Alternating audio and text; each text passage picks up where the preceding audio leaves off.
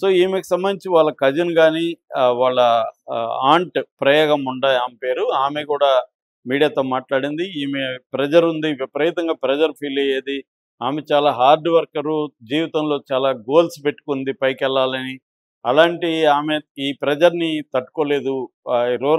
మహారాష్ట్ర రూరల్‌లో పరిస్థితి ఇటు పోలీసులు గూండాలాగా బిహేవ్ చేస్తున్నారు. ఎంపీ మనుషులు ఈమెని వేధిస్తున్నారు. మరోపక్క ఈమె ఇంట్లో అద్దెకుంటున్న ఓనర్ కొడుకు కూడా ప్రశాంత్ బ్యాంకర్ అనేవాడు కూడా ఈమెను సెక్సువల్‌గా ఎక్స్‌ప్లాయిట్ చేయడానికి వాడు కూడా ప్రెషర్ చేస్తున్నాడు. ఈమె ఒంటరి మహిళ అయిపోయింది. హాస్పిటల్‌లో అధికారులకు చెప్పినా వాళ్ళు పట్టించుకోలేదు.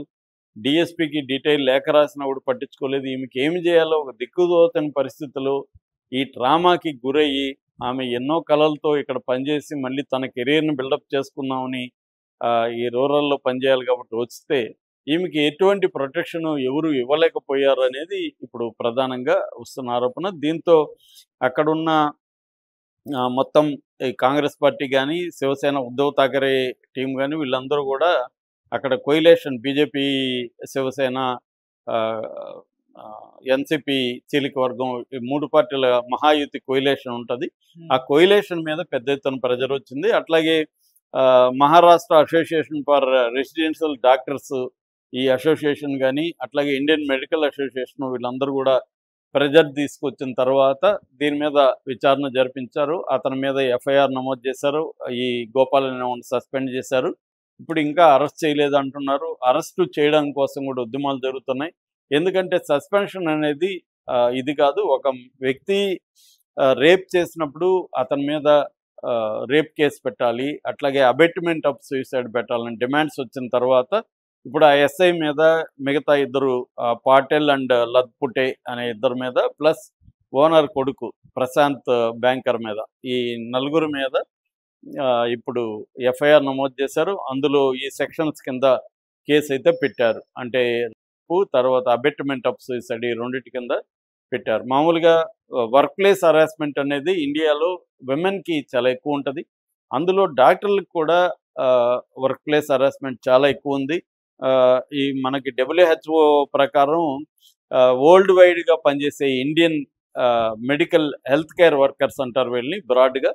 వరల్డ్ వైడ్గా పనిచేసే నర్సులు కావచ్చు, డాక్టర్లు కావచ్చు, వీళ్ళందరూ హెల్త్ కేర్ వర్కర్స్ మీద దాదాపు 38% ఈ వేధింపులకు గురవుతున్నారని WHO ఒక నివేదిక చెప్పింది.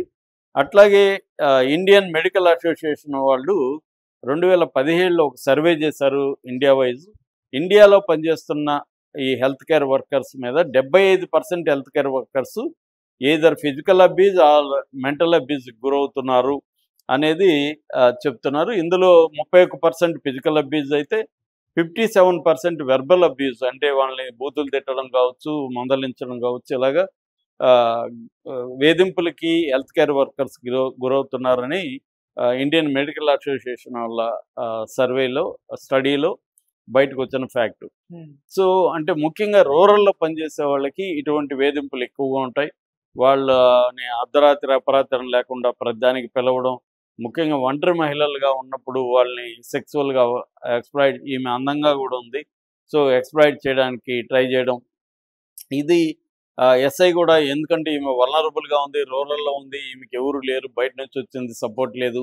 ఇక్కడ మనం ఏం చేసినా అడిగే వాళ్ళు లేరు అన్నట్టుగా మహారాష్ట్ర లో పరిస్థితి ఉంది. దీన్నే జంగిల్ రాజ్ అని కూడా పిలుస్తున్నారు. బీజేపీ జంగిల్ రాజ్ ఎలా ఉంటుందో చూడండి అని ప్రతిపక్షాలు చేస్తున్నాయి. దీని మీద సిట్ కానీ లేదా సిబిఐతో కానీ ఎంక్వైరీ చేయాలని డిమాండ్స్ వస్తున్నాయి. ఇప్పటివరకు అయితే ఏం చేయలేదు. దీని మీద కోర్టుకు కూడా కొంతమంది వెళ్ళారు. కోర్టులో కూడా ఇది జరిగే అవకాశం ఉంది. ఏదేమైనా ఒక ఎంతో భవిష్యత్తు, ఎన్నో కలలు తో వెళ్ళిన ఆమె ఇలా అర్ధాంతరంగా 26 ఏళ్ళకి ఆత్మహత్య చేసుకోవాల్సి రావడం అనేది అది కూడా ఒక ఎస్ఐ వల్ల. ఎస్ఐ అంటేనే రక్షక భటులు. రక్షక భటులు ఒక భక్షక భటుడుగా మారి ఈమెని ఇంత దారుణంగా 5 నెలల్లో 4 సార్లు చేశారంటేనే అంటే ఒక డాక్టర్ చదివిన ఆమె ఫైట్ చేయలేకపోయిందంటే ఇంకా మామూలు స్త్రీల పరిస్థితి అక్కడ ఎలా ఉంటుందో మనం ఊహించుకోవచ్చు.